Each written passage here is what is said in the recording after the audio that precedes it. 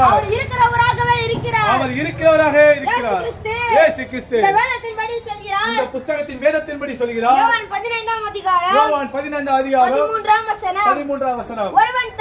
ஒருவன் தன் சிநேகிதனுக்காக ஜீவனை கொடுக்கிற அன்பிலும் அதிக ஒருவன் ஒருவரிடத்திலும் இல்லை.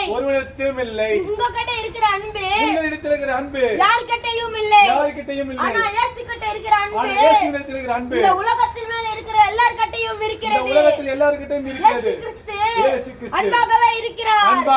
அவர் உங்களை அழைக்கிறார். உங்களுடைய பேரை கூப்பிட்டு அழைக்கிறார். உங்கள் பேரை கூப்பிட்டு அழைக்கிறார். இரண்டு கைகளை நீட்டி அழைக்கிறார். இயேசு கிறிஸ்து வரப்போகிறார். ராஜாதி ராஜா வருவார். சிங்காசனத்தில் உட்கார்ந்திருப்பார். அவர் மாத்திரமே இந்த உலகத்தையே படைத்த